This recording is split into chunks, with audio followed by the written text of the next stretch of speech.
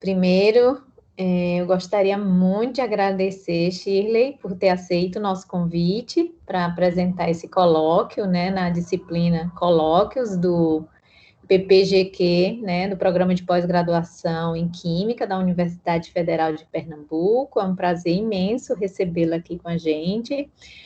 Bem, para quem não conhecia a professora Shirley Nakagaki, ela é graduada em Química, né, em licenciatura e bacharelado pela Universidade de São Paulo, tem mestrado em Química pela Universidade Estadual Paulista Júlio de Mesquita Filho, a Unesp, pelo Instituto de Química lá de Araraquara, e tem doutorado também pela Unesp, né.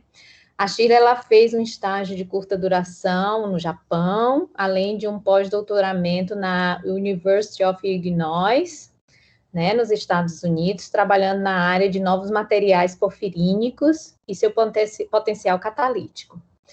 Além disso, ela atuou como professora visitante eu não vou conseguir falar o nome da universidade em francês, me perdoe, mas foi na França, tá certo? E ela atualmente é professora titular na Universidade Federal do Paraná, na cidade de Curitiba, né, no departamento de Química. A Shirley, ela trabalha principalmente na área de química inorgânica, né, com ênfase na química de coordenação, bioinorgânica, catálise homogênea e heterogênea, e atua principalmente nos temas de metaloporfirinas, novos materiais derivados de porfirinas, imobilização de catalisadores em diferentes suportes inorgânicos, estudo de sistemas catalíticos biomiméticos, catálise homogênea e heterogênea, preparação de sólidos para processos catalíticos heterogêneos de reações de oxidação, esterificação e transesterificação. E ela é atualmente bolsista nível 1B, né, do CNPq, né, bolsista de produtividade nível 1B do CNPq, e também ela é a presidente sucessora da Sociedade Brasileira de Química, né, vai ser a segunda mulher a assumir esse cargo, numa história aí de 22 presidências da Sociedade Brasileira de Química, né. A Shirley, ela é membro do corpo editorial da RSC Advance, né? Ela tem tem 119 artigos publicados, 5 livros e 6 patentes, e ela já orientou 43 trabalhos de iniciação científica, 23 dissertações de mestrado, 14 teses de doutorados, e já supervisionou 6 pós-doutorados. Então, muito obrigada, Shirley, por estar aqui com a gente, viu? A sala é sua. Fique à vontade, mais uma vez, muito obrigada. E obrigada também a participação de todos aqui nos nossos colóquios. Deixa eu ver aqui. Posso projetar minha Pode, por favor. A sala é sua. Agora você assume aí o comando. Obrigada.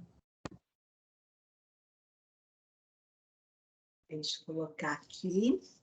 Pronto, já está no modo apresentação. Ótimo. Antes de mais nada, eu queria agradecer muito, Claudete, pelo convite de participar aqui nesse ciclo de colóquios, né, do programa de pós-graduação aí do Departamento de Química Fundamental de vocês, na Universidade Federal de Pernambuco. Para mim foi uma grande honra receber esse convite para falar um pouco do nosso trabalho aqui na Universidade Federal do Paraná. O título da minha apresentação é Metaloporfirinas para reações catalíticas únicas e sequenciais. Eu gostaria de mostrar algumas pequenas contribuições do nosso laboratório de pesquisa a esse campo da área de catálise, ok? E eu espero que vocês possam conhecer um pouco do nosso trabalho e depois, se tiverem perguntas, eu terei o maior prazer em responder. Muito obrigada, viu, Claudete? Então, eu vou começar aqui falando um pouco das porfirinas. Eu não sei quantos estão familiarizados com a química de porfirinas. As porfirinas, né, são ligantes macrocíclicos tetrapirrólicos, e quando a gente prepara uma porfirina, ela tem essa cara aqui, essa cor muito bonita, que todo mundo gosta, acho a cor púrpura, né? E as metaloporfirinas, dado a característica dos átomos que compõem esse anel macrocíclico, elas são, em geral, compostos extremamente planares e também razoavelmente quadrados, né? E o anel, o ligante porfirina, tem diferentes posições e reatividade, e por causa disso, reatividades, né? Por exemplo, nós temos essas posições aqui que são chamadas de meso, então, mediante as substituições nessas posições, nós temos um tipo de reatividade, ou então posições aqui chamadas beta-pirrólicas também, que dependendo do substituinte, o anel porfirínico vai ter uma outra característica, e por meio da interação desses nitrogênios aqui amínicos ou imínicos, nós também podemos metalar esses ligantes porfirina com diferentes metais, aí nós teremos as metaloporfirinas, né? Em geral, os ligantes macrocíclicos baseados em pirróis são anéis com grande conjugação eletrônica e, por causa disso, grande capacidade de absorção de luz na região do ultravioleta visível. Então, por exemplo, aqui nós temos um anel porfirínico genérico e o espectro eletrônico, em geral, das porfirinas tem essa cara aqui, uma intensa banda de absorção aqui na região de 400, que é denominado banda Soré, e algumas bandas aqui na região do visível também de grande intensidade. Esse daqui, por exemplo, da ordem de 100 mil, o epsilon, né? E esse daqui da ordem de 10 mil.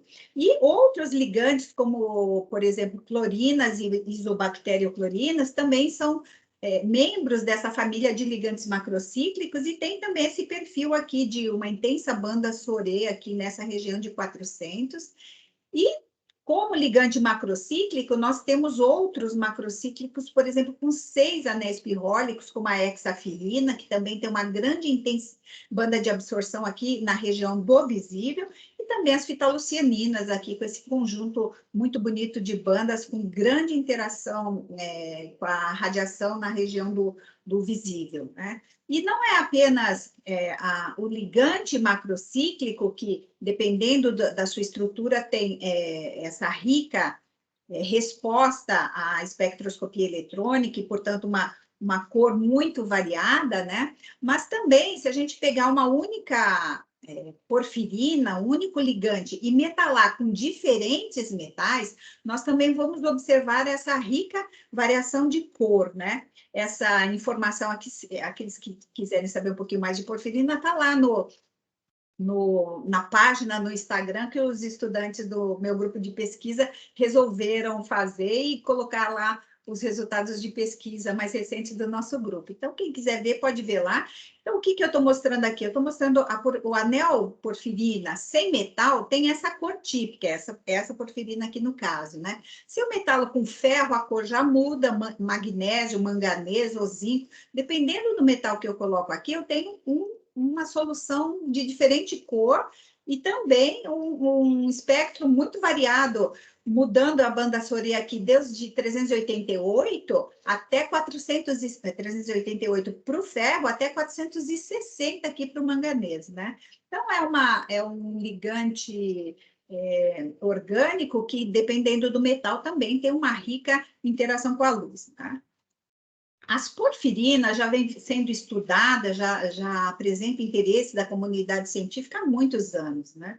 Se a gente faz um levantamento aqui dos títulos publicados com essa palavra-chave aqui, porfirina, desde 1945, a gente encontra lá mais de 62 mil títulos, a maioria deles publicados na área de química e multidisciplinaridade em geral. Mas se a gente faz um olhar nesses 62 mil, mais de 62 mil títulos, em termos de países, nós vemos que o Brasil tem contribuído com cerca de 1,8% desse total de títulos. Então, existem bastante pesquisadores brasileiros publicando na área de porfirinas. Quando nós cruzamos porfirina e catálise, que é a minha área de atuação, né, nós vemos que cerca de 10% dos 62 mil títulos estão aqui na área de catálise, é o interesse dos pesquisadores, né?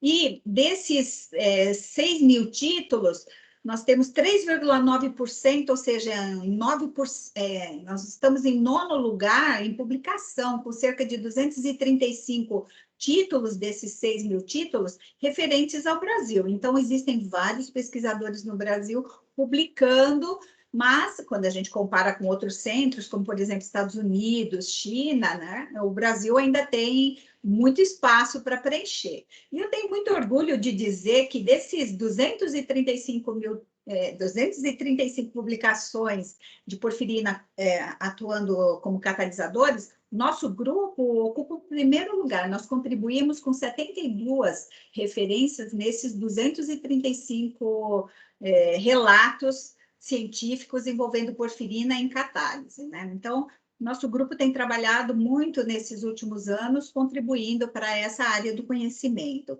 Porfirinas envolvidas como catalisadores. Nós podemos dizer que o primeiro trabalho onde porfirina, ou um composto porfirínico, foi utilizado ou relatado como catalisador, data lá de 1955, quando esse grupo aqui relatou a oxidação de lipídios por meio da catálise de um composto extraído do sistema biológico, que foi chamado de hematina, né?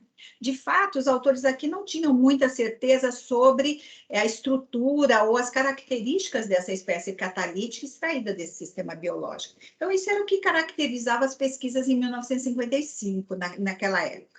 Na década de 60 e 70, nós encontramos bastante relatos do uso em vivo ou in vitro de sistemas tetrapirrólicos, envolvendo enzimas, por exemplo, em atividades catalíticas, né? Mas o trabalho pioneiro se dá aqui de um relato da oxidação do etanol por meio de um composto extraído de fígado, de sistemas biológicos, então, rico numa enzima denominada citocromo P450. Então, esse trabalho aqui da década de 70 é um trabalho pioneiro que abriu o caminho para todos os relatos que vieram posteriormente. Mas o que é esse citocromo P450, né?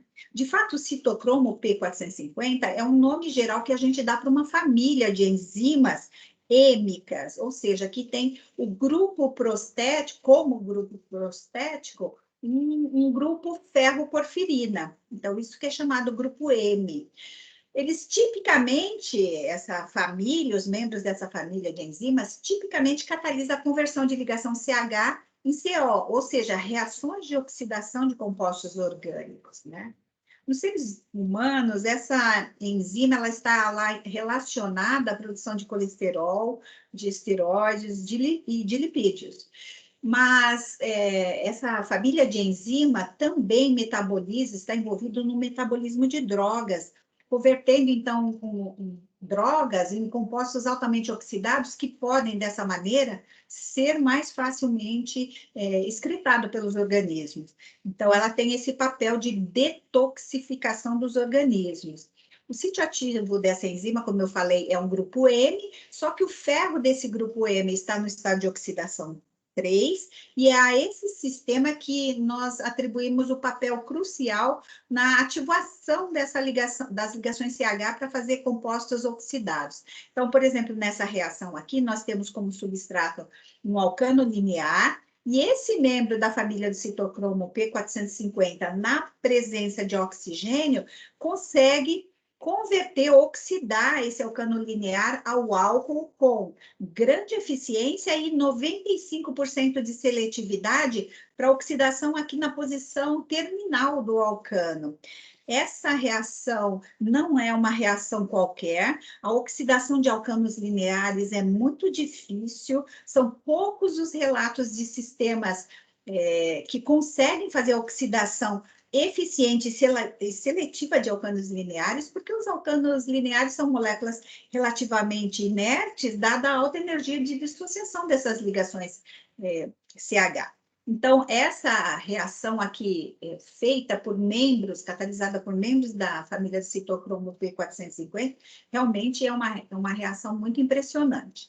Bem, o uso de metaloporfirinas sintéticas como modelos sintéticos da ação catalítica de sistemas biológicos, particularmente o citocromo P450, foi iniciado por Groves. Groves relatou o primeiro trabalho biomimético, ou seja, de imitação do sistema biológico, envolvendo uma metaloporfirina. Então, por meio dessa metaloporfirina sintética aqui, que é chamada de ferro 3 tetrafenilporfirina, ele conseguiu abreviar o ciclo catalítico do citocromo P450 por meio da reação da metaloporfirina, um doador de oxigênio, então não é o oxigênio molecular, é o iodosilbenzeno, que é essa molécula aqui, gerou a espécie catalítica ativa, e essa espécie catalítica ativa aqui foi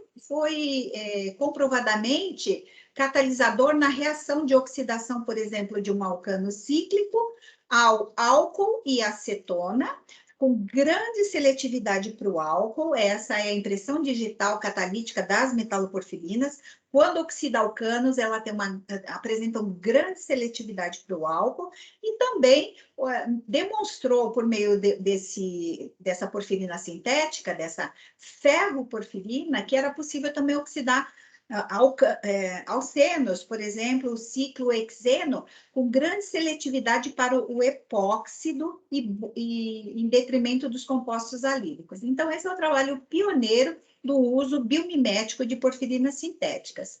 Depois, no Brasil, o trabalho pioneiro, eu tenho que mencionar, é da professora Yasuki Yamamoto, da USP de Ribeirão Preto.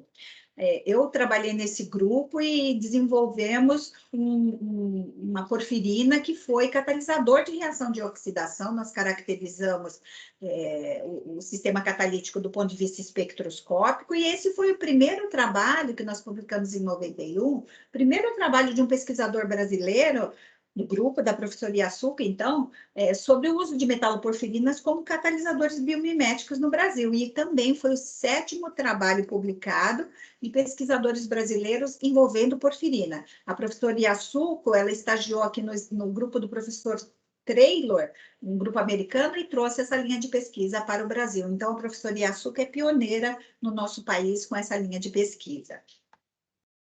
Bom, após o trabalho pioneiro do professor Groves, utilizando metaloporfirinas, um grande avanço no uso de metaloporfirinas como catalisadores foi dado a partir do desenvolvimento da metodologia do professor Lindsay na síntese de porfirinas.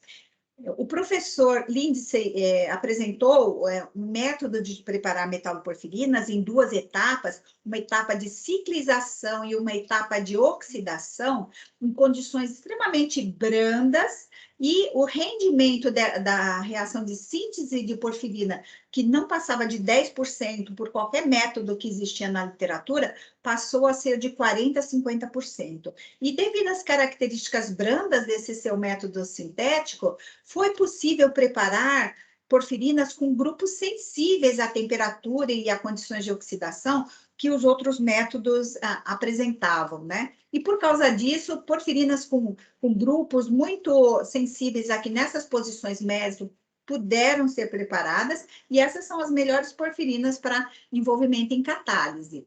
Então, o trabalho dele foi tão importante, a gente pode ver o resultado disso. Olha, aqui é a comunicação do trabalho do Groves, no estudo biomimético de citocromo P450, e aqui a comunicação de Lindsay, da sua nova metodologia de preparar porfirina.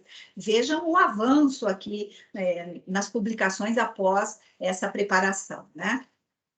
Bem, porfirinas, existem várias estratégias para a gente utilizar porfirinas como catalisadores, né?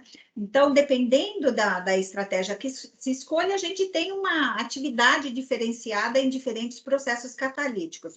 Por exemplo, nós podemos preparar ligantes porfirínicos de diferentes estruturas e diferentes substituições aqui, visando modular o complexo resultante em uma atividade catalítica diferenciada. Nosso grupo, por exemplo, já preparou todas essas metaloporfirinas, todas essas ligantes porfirinas nos últimos 20 anos e metalou esses ligantes com diferentes metais e investigou a atividade catalítica, né? Então, nós somos pioneiros na síntese, por exemplo, desses ligantes aqui nas posições meso com esses substituintes. Algumas porfirinas não são exclusividade do nosso grupo, como, por exemplo, essa família aqui, mas essas daqui nós fomos os primeiros a relatar. Bem, além de fazer um anel diferente para investigar uma atividade catalítica, a gente também pode usar metais diversos. E quanto a isso, a literatura está farta de resultados, existem muitos resultados de diferentes metaloporfirinas, com diferentes metais, apresentando e sendo utilizada para diferentes ações catalíticas, né? Os metais mais simples, como ferro, cobalto, ou ainda metais mais sofisticados e diferentes, como, por exemplo, índio, tem sido utilizado para metalar porfirinas e em estudos de investigação catalítica, né? Então, essas são estratégias diferentes para estudar a atividade de metaloporfirinas, né? Preparação de sólidos catalíticos estruturados é uma tendência muito moderna e nova do uso de metaloporfirinas, né? Arranjar metaloporfirinas em diferentes estruturas e texturas, visando ter uma maior eficiência ou seletividade do catalisador e também uma capacidade de reciclagem, afinal, nós estamos estruturando e preparando sólidos para catálise, né? Essa é uma estratégia que nós temos observado nos últimos 10 anos com o uso de metaloporfirinas. E com essa estratégia, nós já vimos muitos trabalhos na literatura na preparação de MOFs, de COFs, de CMPs e de várias outras estruturas conjugadas, né, e sólidos estruturados com metaloporfirinas. Nós, particularmente, recentemente, relatamos a preparação de polímeros de intrínseca microporosidade, os chamados PINs, baseados em metaloporfirinas. Eu gostaria de relatar aqui, por exemplo, um trabalho que nós publicamos muito recentemente, em 2019, envolvendo esses polímeros de intrínseca microporosidade. O que é isso, né? Os PINs. O que são PINs? Os PINs nada mais são do que uma rede contínua de espaços intermoleculares que estão interconectados, os quais são formados como consequência direta da forma e da rigidez dos componentes macromoleculares, ou seja, dos monômeros, que nós vamos escolher lá para fazer esses polímeros. Então, devido às características estruturais desses monômeros, nós vamos ter aqui os espaços e esses espaços interconectados, fazendo esses polímeros microporosos.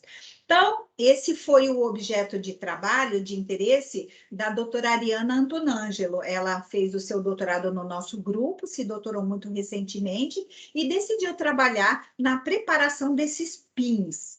Então, ela preparou uma série de pins, mas aqui eu vou relatar uma família só de pins que ela preparou, que tem 4 membros. Quais são esses membros? Ela utilizou 2 monômeros de porfirina, uma porfirina com esse grupo aqui, pentafluorfenil, nas posições meso, que eu vou chamar de polímero porfirina 1, que pode ser metalada com manganês 3, e ela também ela também utilizou o monômero B, que é essa porfirina 2, que tem esses grupos aqui com dihidroxo nas posições meso do anel.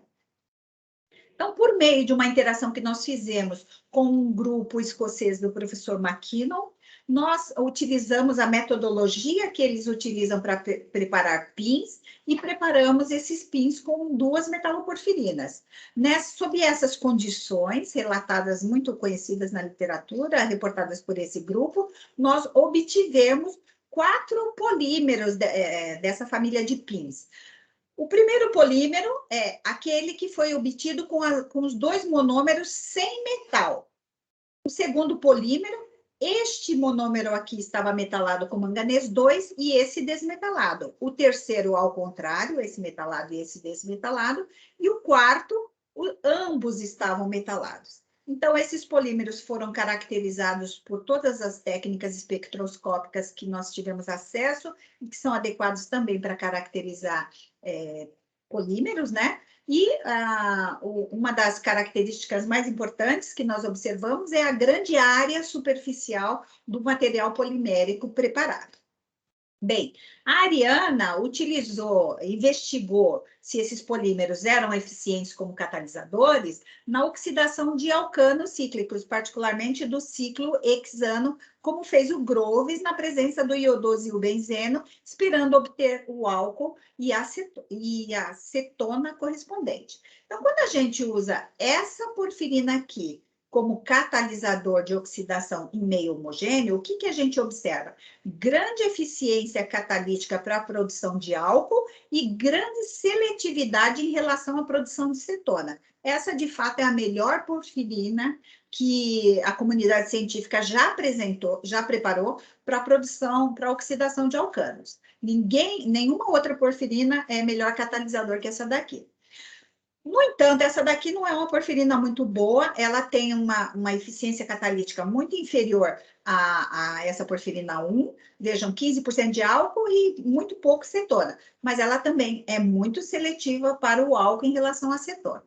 Quando nós investigamos a atividade catalítica dos polímeros, nós observamos o seguinte: quando não tem metal, não tem íon manganês 3 nas metaloporfirinas monoméricas aqui, que deram origem aos polímeros, nada se observa. Um rendimento catalítico muito baixo, mas, o mais importante, quando a gente investiga os outros polímeros que têm um metal ou os dois metais, nós observamos um grande rendimento catalítico para o álcool e uma grande seletividade para o álcool em relação à cetona, independente dos polímeros terem um ou dois metais. E também independente do polímero ter a metaloporfirina pior metalada. Então, esse resultado foi realmente impressionante para nós, que os polímeros se mostraram eficientes, ou seja, arranjar porfirina na forma de um sólido estruturado foi muito adequado para a oxidação do ciclohexano, além de que qualquer um dos três polímeros aqui apresentaram grande capacidade de reuso, nós reutilizamos esse sólido por pelo menos 10 ciclos catalíticos. Então, essa foi a nossa contribuição em 2019 para a preparação de polímeros, os PINs, ou seja, o uso de metaloporfirinas estruturadas como catalisadores de oxidação. Mas, apesar desse trabalho com polímeros, com preparação de sólidos catalíticos estruturados, a nossa maior contribuição ao longo dos últimos 20 anos tem sido preparar catalisadores por meio da imobilização de metaloporfirinas em diferentes suportes. Por que nós fizemos isso ao longo dos últimos anos? Porque nós queríamos, por meio da imobilização, promover o reuso dos sólidos catalíticos e, em vez de usar porfirinas numa catálise homogênea, usar porfirinas numa catálise heterogênea, então. A catálise homogênea tem muitas vantagens, né? Nós sabemos que a eficiência e seletividade é a principal vantagem da catálise homogênea. No entanto, a recuperação e reuso do catalisador é muito difícil quando a porfirina está em solução. E também existe muita degradação dependendo da porfirina que a gente usa. A gente tem que preparar porfirinas muito bem elaboradas para evitar essa degradação. Então, a catálise heterogênea, ela vem responder a essas principais questões. Por exemplo, nós podemos reutilizar o catalisador e, por meio da imobilização, nós evitamos a degradação do catalisador. Ele fica muito mais resistente a interações bimoleculares, afinal, ele está imobilizado, então o catalisador é mais robusto e mais resistente a vários reusos, né? Então, é por isso que nós trabalhamos na área de imobilização. E, nesse sentido, nós temos imobilizado metaloporfirinas, o que nós chamamos de heterogenização de metaloporfirinas, em diferentes suportes, né? Nós já trabalhamos com materiais lamelares e com sílicas, tanto sílica amorfa ou sílica estruturada na forma de mesoporos, e também diferentes óxidos. Eu gostaria de relatar um trabalho muito recente. Um minutinho, por favor. Um trabalho muito recente que nós fizemos empregando sílica, né? Mas não uma sílica amorfa, mas sim eu gostaria de relatar um trabalho que fizemos usando sílica mesoporosa. Por que sílica mesoporosa? Porque a gente visava controlar o acesso do substrato ao centro catalítico por meio da utilização de uma sílica estruturada. Além disso, nós juntamos essa sílica estruturada visando uma melhor recuperação do catalisador, nós decidimos juntar com uma partícula magnética. Então, sílica mesoporosa associada com partícula magnética é uma boa estratégia para preparar suportes para metaloporfirinas. Então, foi isso que nós fizemos. Preparamos uma partícula magnética, uma magnetita, um sólido muito conhecido na literatura, de ferro 2 e ferro 3, que tem propriedades magnéticas. Recobrimos essa partícula magnética com uma sílica e sobre essa estrutura, nós preparamos uma sílica mesoporosa da família da SBA, particularmente a SBA15. E esse sólido foi utilizado para imobilização de metaloporfirinas catiônicas, né, que tem o grupo metilpiridil. Porque esse grupo catiônico é muito fácil de imobilizar por interações de carga na sílica. Nós caracterizamos esse sólido, por exemplo, por técnicas de imagem, a microscopia eletrônica de transmissão mostra aqui toda a característica mesoporosa da sílica SBA15, a difração de raio-x mostra aqui os picos em baixo ângulo, característico também da sílica mesoporosa, e apesar de toda essa cobertura da partícula magnética, com sílica, ela continua sendo magnética. Bem, a Giane, desculpa, eu esqueci de dizer, esse trabalho foi o objeto de estudo da Giane Mariukoski, que se doutorou no nosso grupo e depois fez um estágio de pós-doutorado também no nosso grupo. Então, a Giane, ela decidiu usar esses sólidos contendo metaloporfirinas imobilizadas na oxidação do N-hexano. A oxidação do N-hexano, como eu falei para vocês, alcanos lineares, é muito difícil de ser oxidado, ele é um substrato muito inerte. Quando conseguimos oxidar, os produtos possíveis são álcoois nas diferentes posições, assim como cetonas. No caso das metaloporfirinas imobilizadas aqui, as metaloporfirinas catiônicas, na catálise homogênea, o que nós observamos? Nós observamos que a metaloporfirina 1, que é a metaloporfirina que tem esses grupos metilpiridil aqui nas posições meso, e aqui em X ela tem hidrogênio. Então, essa metaloporfirina é muito ruim para oxidar na catálise homogênea esse substrato. Veja, só obtivemos 1% de álcool na posição 2 e 3. A metaloporfirina 2, que tem, além desses grupos metilpiridil, ela tem aqui bromos, ela foi um pouquinho melhor. Ela apresentou 1,8% de álcool. Também muito ruim, e álcool na posição 2 e 3 também, né? Então, as duas metaloporfirinas na catálise homogênea são péssimos catalisadores de oxidação desse alcano. No entanto, para nossa surpresa, quando imobilizada nesse sólido magnético com sílica mesoporosa, veja só, o rendimento passou de 1 para 4, quadruplicou. Então, a porfirina 1 foi bem melhor na catálise quando estava imobilizada, mas continuou apresentando álcool na posição 2 e 3. Não apresenta cetona, nenhum desses sistemas. Agora, o nosso melhor resultado nesse trabalho, com esse sistema catalítico, foi observado aqui. Vejam, quando a porfirina 2, aquela que tem bromos aqui nessa posição, foi utilizada e mobilizada, o rendimento passou de 1,8 para 8,2. Mas esse não foi o melhor resultado. O melhor resultado foi esse aqui. Nós tivemos uma grande seletividade para a posição 1. Esse trabalho é considerado um dos únicos trabalhos onde metaloporfirinas imobilizadas mostram seletividade para a posição 1.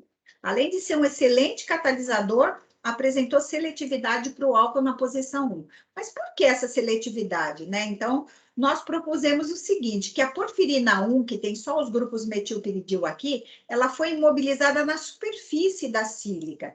E o substrato, ao se aproximar desse catalisador, não tem nenhuma preferência por posição, e ele é oxidado na posição na posição 2 e 3. Então, tem álcool 2 e álcool 3. No entanto, quando a porfirina está bromada aqui nas posições beta-pirrólicas, ela encontra-se dentro dos poros da sílica mesoporosa, e por causa disso, o substrato se apresenta numa posição preferencial, ou seja, na posição 1, e por causa disso nós temos grande seletividade para a posição 1 de oxidação desse alcano. Então, esse trabalho foi muito bem recebido pela literatura e nós publicamos ele muito recentemente, em 2018. Então, é um exemplo do uso de metaloporfirinas imobilizadas em sílica. Ultimamente, nós temos trabalhado muito com compostos lamelares sintéticos, como sólido suporte de metaloporfirina. Isso se dá porque nós temos uma intensa colaboração aqui com o professor Fernando Vipic. O professor Fernando Vipic é um professor do nosso departamento e ele é um grande especialista na preparação de compostos lamelares, um especialista nacional e reconhecido internacionalmente. O professor Vipic, ele tem uma vasta experiência na preparação de hidróxidos duplos lamelares e também hidroxissais lamelares. Os os HDLs, eles são compostos lamelares, as camadas, as lamelas, têm metais no estado de oxidação 2 ou 3, muito semelhante ao composto natural brucita, que apenas tem magnésio, é um hidróxido de magnésio lamelar. Só que os hidróxidos duplos lamelares, tendo dois metais aqui coordenados com hidroxilas, eles têm lamelas com cargas carregadas positivamente, por causa disso, tem ânions intercalados aqui para fazer o balanço de cargas, né? Os hidroxissais lamelares, por outro lado, eles têm um único metal, por exemplo, o zinco, só que, diferente da brucita, ele tem zinco em dois modos, por exemplo, de coordenação, ou tetraédrico ou octaédrico. E por causa disso, nós também temos o aparecimento de cargas aqui positivas na lamela, que são balanceadas por ânions também, que são intercalados aqui entre esse composto lamelar. Nós tivemos um estudante no nosso grupo, que hoje é professor na Universidade Federal do Paraná, o Guilherme Machado, que decidiu trabalhar com hidroxissais lamelares para imobilização de metaloporfirinas. Então, ele preparou um hidroxicloreto de zinco, que nós chamamos de HCZ, e preparou esse hidroxicloreto de zinco então obteve um composto lamelar com íons cloreto intercalado, fazendo o balanço de carga. Então, nós temos aqui um espaçamento basal de 7,8 angstroms com esse hidroxissal. E ele também preparou hidroxinitrato de zinco, que tem nitratos aqui como ânion, intercalante, por causa disso nós temos aqui um espaçamento basal diferenciado. Esses sólidos são fáceis de serem preparados.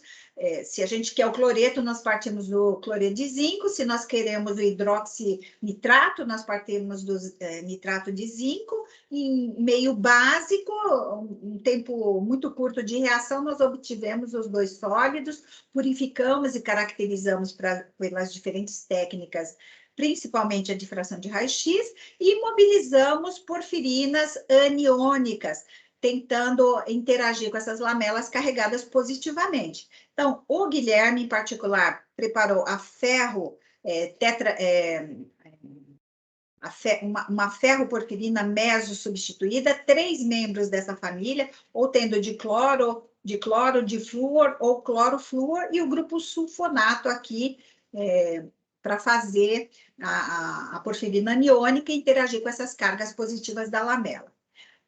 Após preparar esses sólidos pela imobilização dessas metaloporfirinas nos compostos lamelares, o Guilherme testou se esses sólidos eram catalisadores para processos heterogêneos de oxidação do alcano cíclico ciclohexano com iodosilbenzeno, assim como fez a Giane e também a Ariane.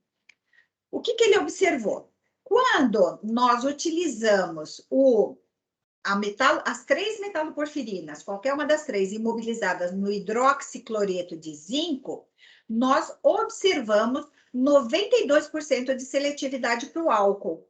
e observamos lá, para qualquer uma das 3 porfirinas, ferroporfirinas imobilizadas, cerca de 22% de álcool e 2% de cetona.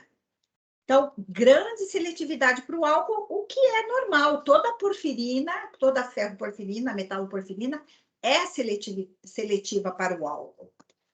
No entanto, o que foi surpreendente para nós é que quando qualquer uma das metaloporfirinas estavam imobilizadas no hidroxinitrato de zinco, a seletividade foi invertida para acetona. Houve 92% de seletividade para acetona, foi obtido 35% de cetona e 1% de álcool. Ou seja, a metaloporfirina não era mais seletiva para o álcool, como são sempre as metaloporfirinas. Isso foi muito interessante e nós levantamos a seguinte questão. Os diferentes sólidos suportes da espécie catalítica poderiam atuar na catálise, levando à mudança de seletividade? Então, essa questão, essa pergunta, permeou todo o nosso grupo de pesquisa por muito tempo. Nós não conseguimos responder claramente como esses sólidos estavam atuando aqui, ou o que estava acontecendo aqui. Nós não conseguimos responder essa pergunta, publicamos esses resultados, mas não respondemos de maneira satisfatória, do meu ponto de vista, essa questão. Bom, para responder a resposta a essa questão só veio aqui em 2020. A doutora Kátia fez um pós-doc no nosso grupo e, em colaboração com um estudante de iniciação científica, o Reinaldo, ela preparou um dos membros da família de porfirinas que o Guilherme preparou, só que ela metalou com manganês. Então, ela utilizou esta metaloporfirina aqui, com esse grupo R aqui, e metalou com manganês. Só que a estratégia da Kátia foi a seguinte, ela metalou com a porfirina com cloreto de manganês e obteve uma manganês porfirina contendo um cloreto como ligante axial. E ela também preparou essa manganês porfirina utilizando acetato de manganês. E quando ela fez isso, ela não tinha acetato aqui como ligante axial, mas tinha aqui um solvente orgânico. Então, ela obteve 2 metaloporfirinas diferentes, partindo de 2 sais de manganês diferentes. Ela imobilizou as 2 manganês porfirinas no hidroxinitrato de zinco. Lembrem, o hidroxinitrato de zinco foi aquele sólido que deu, quando imobilizou a ferroporfirina, deu seletividade para acetona. Então, ela caracterizou os sólidos obtidos por diferentes técnicas e a difração de raio-x mostrou que a porfirina não está intercalada, que ela está imobilizada provavelmente aqui na superfície, visto que o padrão de difração com os sólidos com as porfirinas imobilizadas é exatamente o mesmo do hidroxissal, ou seja, não houve mudança na distância basal. E o sólido apresenta essa característica aqui de composto lamelar. Bem, ela investigou, então, a mesma reação que o Guilherme estudou, ou seja, a oxidação do ciclohexano, e quando nós fazemos a catálise homogênea, utilizando ou essa metaloporfirina, que foi metalada com acetato, ou essa com cloreto, ela observou seletividade para o álcool. Aqui tem cloreto, tem um rendimento um pouquinho superior àquela que tem um ligante axial, tem um rendimento um pouquinho superior do que aquela que tem solvente, por exemplo, mas ambas são seletivas para o álcool. No entanto, quando a que tem cloreto como ligante axial é imobilizada no hidroxissal lamelar, ela apresenta seletividade para o álcool também, mas uma eficiência um pouco menor, uma eficiência catalítica um pouco menor.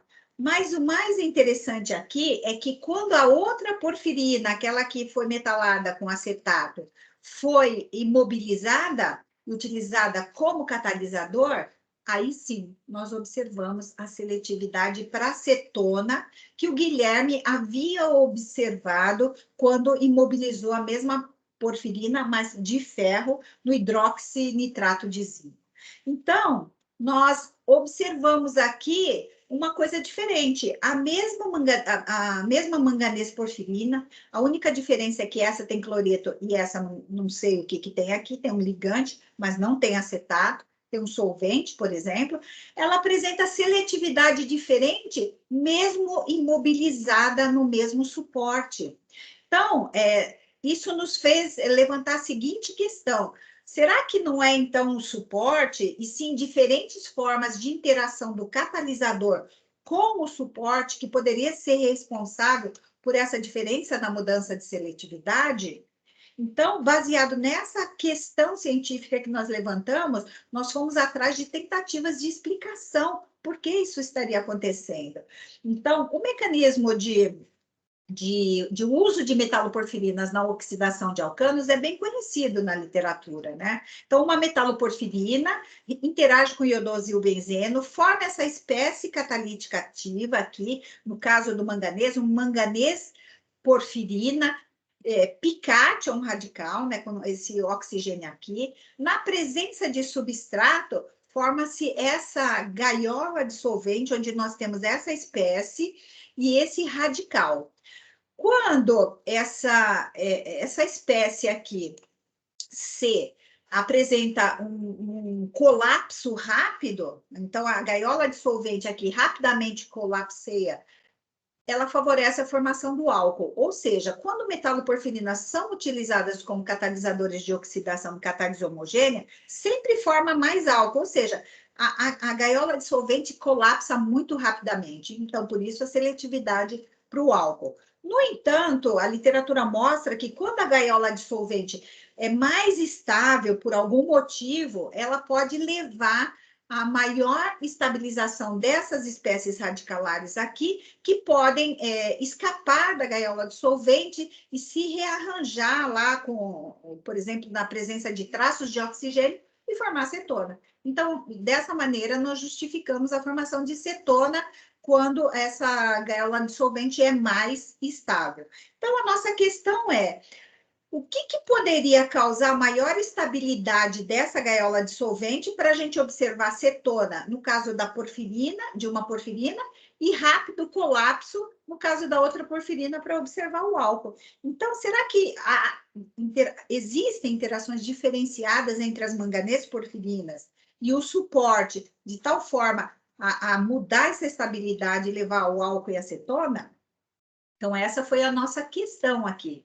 Então, nós propusemos o seguinte, e eu acho que os revisores do nosso artigo acharam a nossa explicação muito boa, porque ele foi aceito para publicação no ano que passou, na revista Apply Catalysis, né? Então, nós mostramos o seguinte, que a gaiola dissolvente para metaloporfirina que foi metalada com acetato, ou seja, que tem ligante, um solvente, ou que não tem nada aqui, porque não tem acetato, ela pode se imobilizar no composto lamelar de duas maneiras. Por exemplo, interagindo aqui com o OH da lamela axialmente, aqui na lateral ou aqui na própria superfície da lamela. Então, esse modo B e C torna essa gaiola dissolvente mais estável. Então, o radical escapa da gaiola dissolvente e é seletivo para acetona. Por outro lado, quando eu tenho essa porfirina aqui com um ligante axial cloreto, ela não pode interagir aqui axialmente com a lamela. Então, a interação é via carga somente, só eletrostaticamente. E essa espécie aqui, provavelmente, é mais instável e colapsa a gaiola dissolvente, e por causa disso, essa metaloporfirina imobilizada no hidroxissal é seletivo para hidroxilação. Então, nós propusemos que são os diferentes modos de interação com o hidroxissal e não os diferentes hidroxissais. Então, o sólido, esse hidroxissal, não é, de fato, um suporte inocente, porque ele oferece para a metaloporfirina diferentes formas de mobilização. Então, essa foi nossa contribuição na imobilização e sólidos imobilizados, apresentando diferentes seletividades. Nós ficamos, então, contentes com essa nossa explicação depois de 10 anos do trabalho que o Guilherme publicou, né? Bem, na parte final do meu seminário, eu gostaria de falar um pouco de reações sequenciais. Esse tem sido agora o olhar do nosso laboratório do ponto de vista de catálise envolvendo metaloporfirina, o uso de metaloporfirinas em reações sequenciais. As reações sequenciais são reações múltiplas, catalisadas em uma única etapa de processamento que a gente chama de reação one pot. Dentre essa família de possíveis reações múltiplas, nós temos diferentes tipos que foram revisadas muito recentemente pelo grupo da professora Fogg, do Canadá, e também pelo nosso grupo, num artigo muito recente, envolvendo metaloporfirinas. Dentre as reações múltiplas, nós temos lá a cascata, a autotândem, a tândem ortogonal, né? E nós, particularmente, temos trabalhado aqui com catalisadores para reações tândem assistida.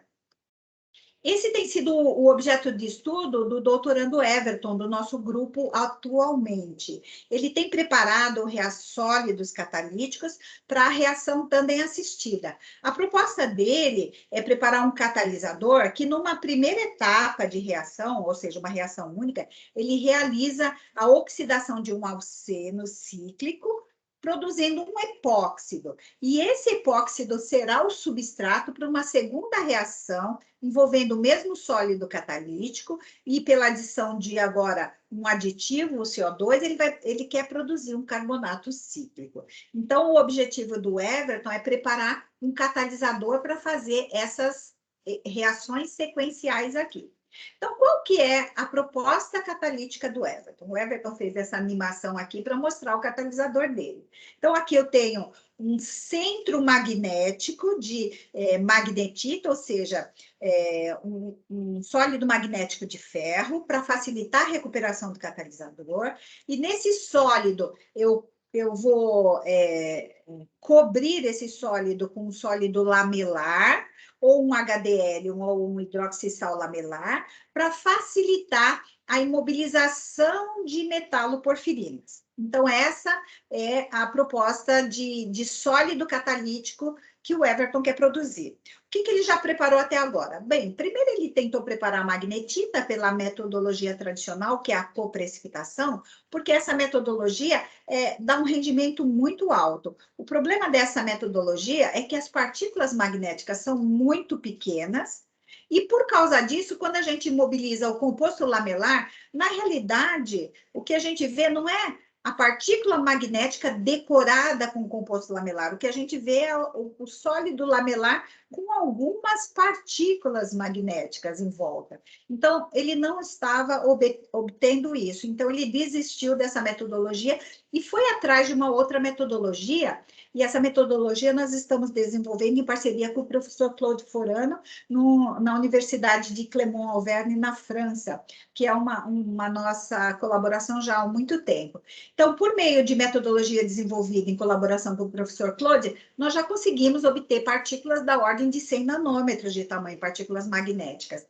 E, por causa disso, o Everton já conseguiu decorar essas partículas magnéticas com o sólido lamelar e já conseguiu imobilizar a metaloporfirina. E nós observamos aqui, se vocês forem lá na página do Instagram, isso aqui é um filme, lá na página do Instagram vocês podem ver o filme, o sólido, apesar de toda essa cobertura, continua sendo magnético. Então, agora o Everton vai começar os testes da reação sequencial, ver se o sólido, de fato, é eficiente para a reação sequencial. Uma outra contribuição ainda nesse ramo foi apresentada muito recentemente pelo Renaldo. O Renaldo trabalhou com a Kátia no seu trabalho de iniciação científica e agora ele acabou de defender sua dissertação de mestrado no nosso grupo. O que o Renaldo fez no sentido de contribuir com sólidos catalíticos para reações sequenciais? Ele idealizou o seguinte catalisador multifuncional. Ele pensou numa sílica recoberta ou decorada com óxido de tungstênio. Então, a sílica recoberta aqui com óxido de tungstênio. E essa partícula foi decorada com material lamelar, e sobre esse material lamelar ele imobilizou uma metaloporfirina. Por que tudo isso? Porque a metaloporfirina, estando lá, poderia fazer uma reação de oxidação que nós já conhecemos muito bem, produzindo álcool e cetona.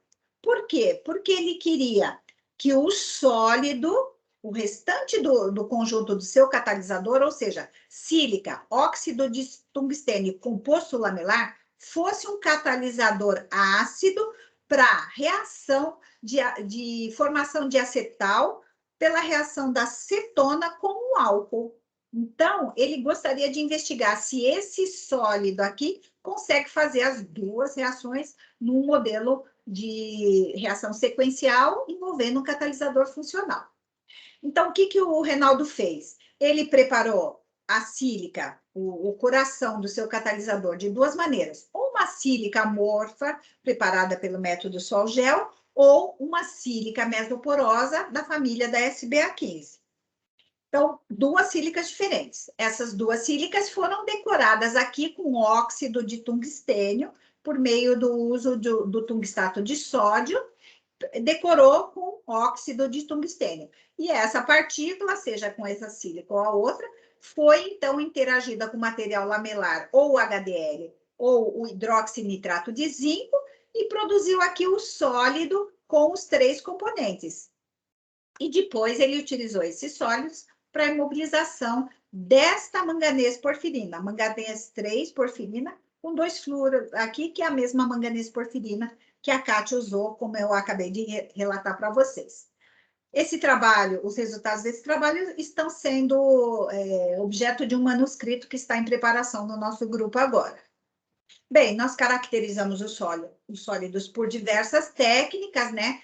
A difração de raio-x mostrou cada um dos componentes do sólido, né? O material lamelar, o óxido de tungstênio, as sílicas, né? E assim por diante.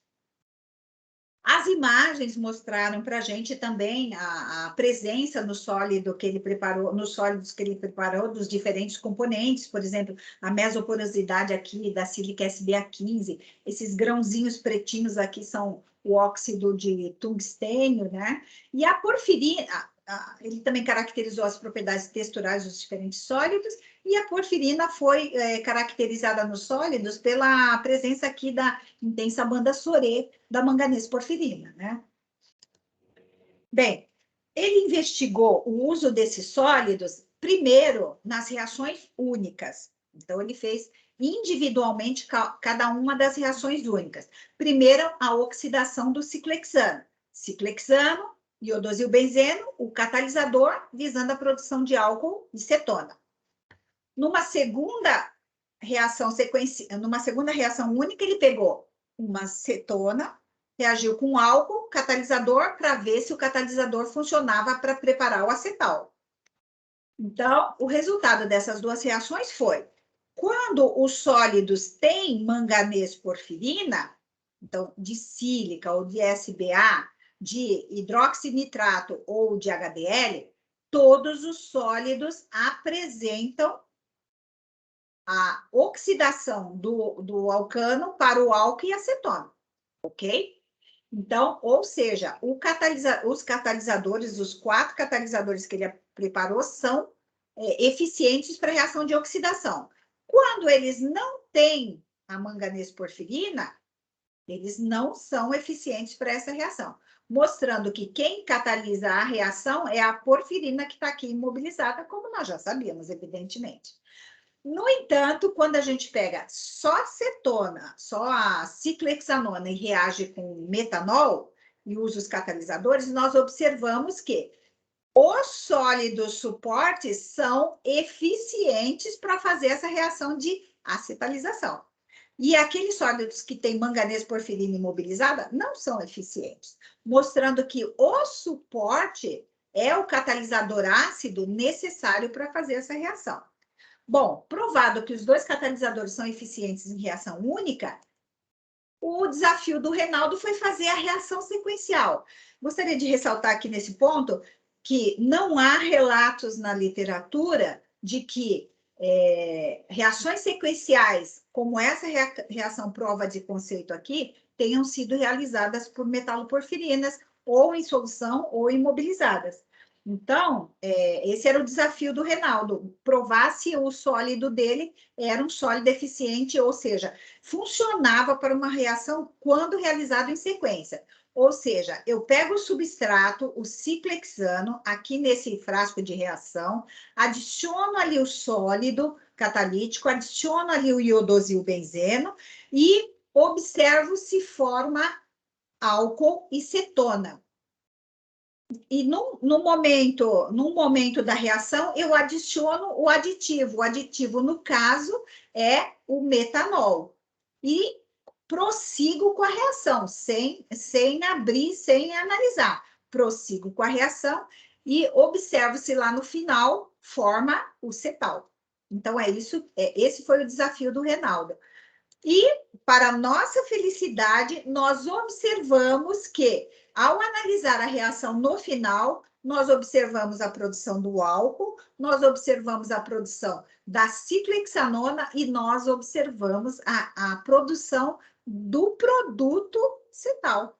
Ou seja, o nosso catalisador funcionou de forma sequencial para a produção do cetal. Então, quando nós publicarmos esse trabalho, vai ser o primeiro relato na literatura de um catalisador sólido baseado em metaloporfirina que seja eficiente para uma reação multifuncional. E a reação multifuncional que nós escolhemos foi essa para provar o nosso conceito.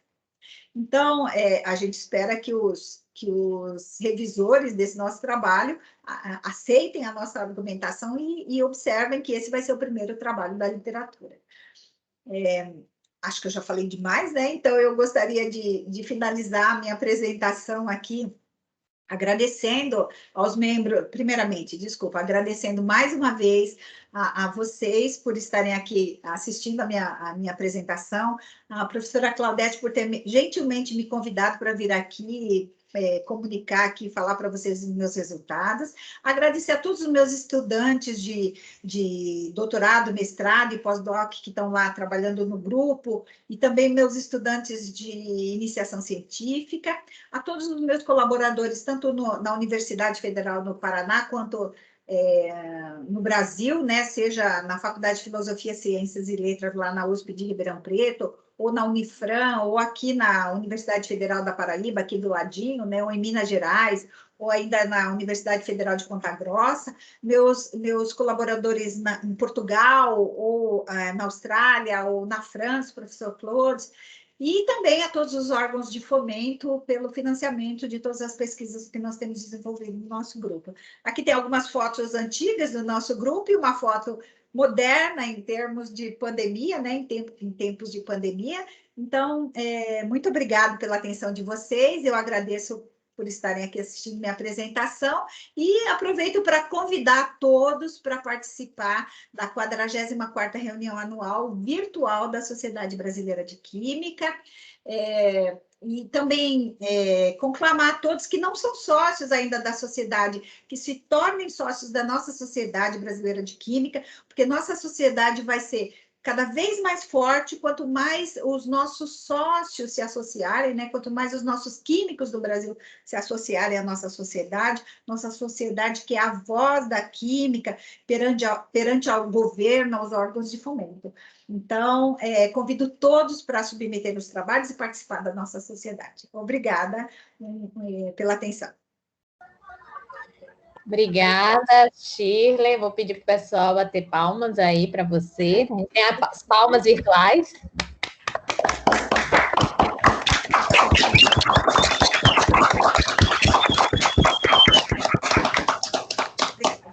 E aí, Parou. E ficou aparecendo você, viu? Você não desapareceu, apareceu a miniatura. Eu acho que é porque você tem instalado no computador. Achei bem interessante. Ficou sua fotinha aqui embaixo. Tá bom, muito obrigada. Desculpa, nada. Eu passei aqui do tempo. Nada, sem problema algum. O Wilson Souza está inscrito para fazer pergunta. Wilson, por favor. Boa tarde, professora Shirley. Parabéns, excelente trabalho. Imagino a dificuldade que deve ser Wilson, eu quase não te ouço, Wilson. Não sei se Shirley está conseguindo te ouvir direito. Está me escutando? Agora melhorou. Melhorou? Melhorou. Bom, professora Shirley, parabéns pelo trabalho. Eu acho que com bastante dificuldade, né? Mas um trabalho belíssimo. Tá? A minha pergunta é o seguinte. Eu tenho visto e tenho estudado algumas pessoas que não conseguem oxidar o ferro 3 a ferro 2, né? O qual seria absorvido por seu organismo. E isso acarreta uma série de problemas na área de saúde dessa pessoa, certo? Dores, não consegue mais ter mobilidade e tudo mais. Eu queria saber se existe algum trabalho com a metalporfirina, certo? Que ela contribua para a retirada do ferro 3 do organismo dessa pessoa, ou se ela consegue oxidar, né, em ferro 2 para que o organismo possa fazer o seu trabalho metabólico e absorver o ferro 2. Certo? Essa é uma das perguntas. E a outra pergunta é, dentre todos esses seus trabalhos, O Wilson está falhando, eu não estou entendendo. A última parte eu não entendi, não sei se Shirley conseguiu entender. Eu não consegui entender nem a primeira parte. A primeira, deixa eu falar mais alto, então. A senhora está me escutando agora? Agora eu ouvi. Está me escutando? Sim. Muito bem. Eu digo o seguinte, existe hoje muitas pessoas que são acometidas de que não conseguem oxidar o ferro 3 a ferro 2. Né? E isso provoca uma série de problemas de saúde. Eu queria saber se existe algum trabalho com a metalporfirina na contribuição para retirar o ferro 3 ou então de oxidar ele a ferro 2, possibilitando a absorção pelo organismo desta pessoa. Escutou? Eu escutei. Escutei sim sua pergunta. Você vai fazer a outra e depois eu respondo? A outra pergunta é, dentre todos esses seus trabalhos, né, e nessa rede de cooperação, né, quais, certo, tem sido direcionado, né, para atender diretamente, digamos assim, sejam trabalhos práticos que possam atender as pessoas, possam atender a indústria farmacêutica, nessa linha. Eu entendi. Pronto, o problema eu acho que é a conexão, viu, Wilson? Fica cortando enquanto você está falando, mas agora eu acho que Shirley, se não entendeu, Shirley, a gente tenta. Ele só falou de uma oxidação aí para mim, que é uma redução, né? Sim, eu entendi. Pronto. Sim, isso, perfeito, Wilson. Shirley, pode ficar à vontade para responder. Wilson, obrigada pela sua pergunta. Olha, nos sistemas biológicos, Wilson, as metaloporfirinas, ou seja, a família envolvida no citocromo P450, que é onde a ação catalítica é mais estudada, né?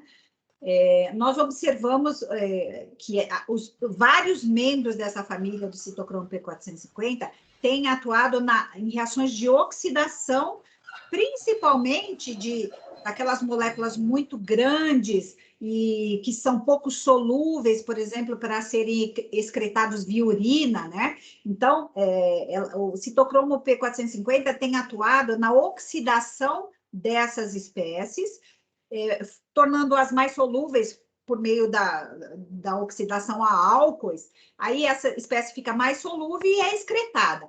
Agora, o envolvimento...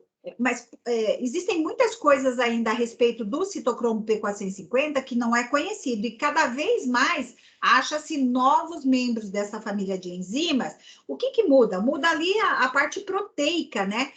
Dependendo do membro, essa parte proteica é a responsável pela seletividade ao substrato. Então, um membro faz um tipo de reação e o outro membro, por causa de uma outra arranjo proteico, faz outra reação. Mas sempre o responsável pela reação é o grupo prostético, ou seja, ferro 3 porfirina. Então, o que a gente tem observado são relatos da literatura de oxidação de substratos de moléculas orgânicas. O envolvimento de citocromo P450 em processos de oxirredução de metais, que é o que você está falando, né? Ferro 3 menos solúvel, sendo reduzido para ferro 2, para se tornar mais incorporado nos sistemas biológicos, eu desconheço. Não conheço o envolvimento da família do citocromo P450 nesses processos, ok? Eu vejo outros sistemas biológicos, eu vejo assim, no sentido de que eu dou curso aqui de bioinorgânica na minha universidade, então eu vejo outros sistemas biológicos envolvidos nesses processos de oxirredução, de redução de metal 3 para 2, para poder facilitar a inserção em outros sistemas biológicos, mas não o citocromo P450. Agora, quanto à sua segunda pergunta, Wilson, você perguntou qual é o... Se é que eu entendi a sua pergunta, você perguntou se existe já uma escala de bancada para o piloto ou para laboratório, visando o uso de metaloporfirinas em algum produto tecnológico que possa vir a ser importante do ponto de vista industrial, da indústria química, ou do ponto de vista farmacológico. Eu entendi que é mais ou menos isso que você está perguntando, né? Então, existem alguns relatos já de metaloporfirinas, principalmente de grupos chineses, de metaloporfirinas que têm sido escalada para uma escala piloto, principalmente por quê? Porque elas são muito eficientes, como eu mostrei para você em todos os meus exemplos, elas são muito eficientes para oxidação de alcanos, né? Alcanos são moléculas muito inertes, mas muito ricas. O petróleo, por exemplo, a indústria petroquímica produz muitos alcanos lineares e cíclicos, que são moléculas muito inertes, cujo único fim, assim, que tem sido observado é, por exemplo, a queima, né? Para queima, produção de combustível, etc. Mas são moléculas muito ricas do ponto de vista químico para produzir, por exemplo, álcool, cetonas, epóxidos e uma série de outras coisas que têm um interesse industrial muito grande. Então, os catalisadores porfirínicos são muito eficientes e seletivos na ativação dessas moléculas. Então, existem muitos estudos já de escala piloto tentando produzir porfirina de uma quantidade tal que consiga escalar e produzir um composto importante, por exemplo, produzir álcool. Porque, por exemplo, para oxidar o ciclohexano para álcool, tem um catalisador que é utilizado industrialmente, cujo rendimento é 8%, que é um catalisador de cobalto. Então, os nossos catalisadores, todos eles têm uma eficiência muito superior a isso. Mas o problema é que o estudo de escala, eu não faço esse estudo de escala, os grupos que fazem esse estudo de escala é um pouco complicado, principalmente porque porfirinas são muito caras. Então, para a gente fazer uma escala, a gente tem que baratear a síntese de porfirina e depois encontrar sistemas que eu entendo que serão os sistemas heterogêneos, de tal forma a escalar e fazer isso de uma forma viável. Essa é a minha opinião, ok? Não sei se respondi a sua pergunta. Obrigada, Shirley. Obrigada, Wilson. Tem uma pergunta aí no chat, Shirley. Professora Shirley, boa tarde. Ótima apresentação. O seu grupo também trabalha com metaloporfirinas aplicada a sistemas biomiméticos das enzimas superóxido dismutase?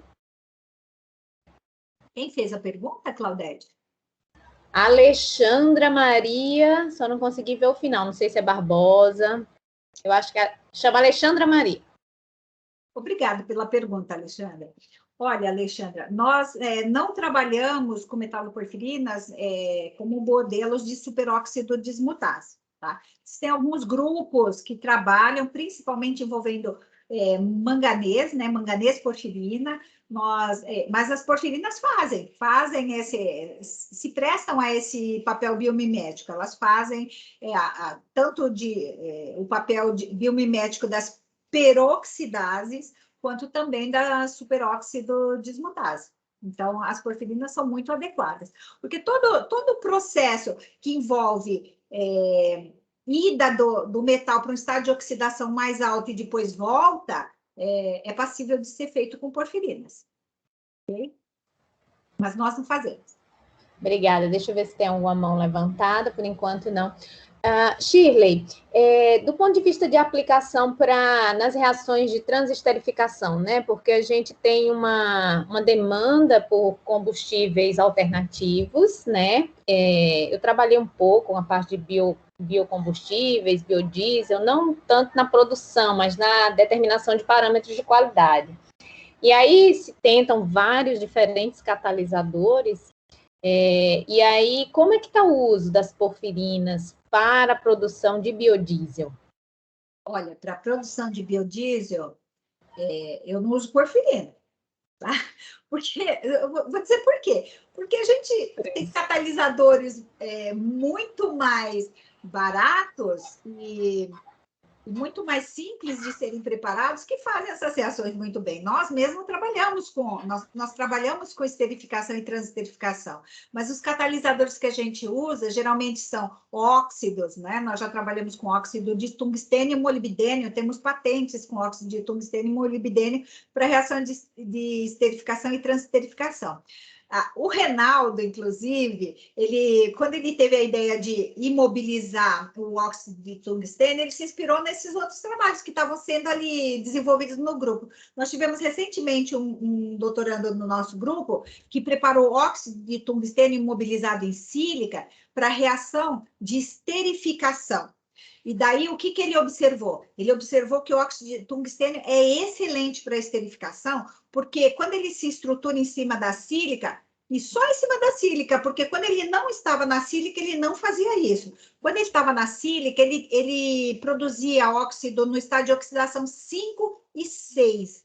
Então, por ele estar no estado 5 e 6, o óxido de tungstênio na sílica era muito mais eficiente para a reação de esterificação.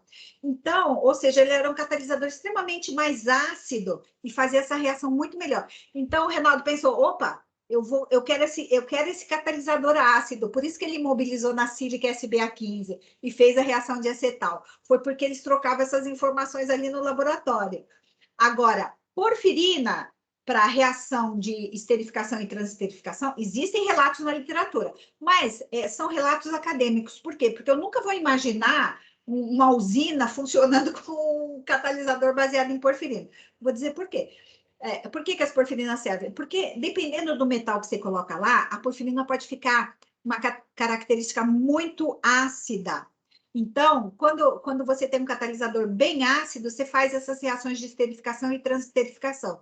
Por isso, porfirinas ácidas são muito utilizadas quando você quer fazer esterificação no sentido de produzir aromas, no sentido de produzir alguma coisa assim, alguns ésteres assim, mais delicados para a indústria química, de perfumaria ou de alimentação.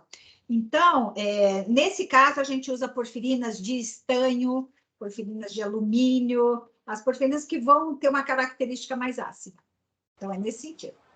Muito bem, obrigada. Shirley, aqui eu não estou vendo mais nenhuma pergunta. Deixa eu ver se tem alguma mãozinha levantada, porque se não tiver, eu vou passar. A gente está com 75 pessoas na sala, mas os alunos estão tímidos hoje. Mas eu queria lhe parabenizar, né, pelo seu trabalho, belíssimo, coisas extremamente interessantes. Eu conheço um pouco de porfirina por Júlio, né? Eu fui professora lá na Paraíba, então Júlio, a cara de Júlio também, né? As porfirinas. Ele trabalha muito. O Júlio é um dos melhores porfirinólogos do Brasil. Junto com você, né? Formado um excelente grupo, o grupo da professora Inara Marina Idemore, que infelizmente se aposentou, mas tem uma excelente porfirinóloga. Excelente, mas os trabalhos realmente muito bonitos. E as aplicações biológicas talvez sejam as mais interessantes de todas, né? Essas que você mostrou, eu acho fantásticas, assim, do ponto de vista bioquímico, muito interessante. Então, meus parabéns ao seu trabalho. Vou agradecer ao pessoal que está aqui com a gente. Ainda tem 75 pessoas, né? Temos professores que estão participando do seminário. Foi excelente. Eu vou parar a gravação e aí eu vou pedir novamente ao pessoal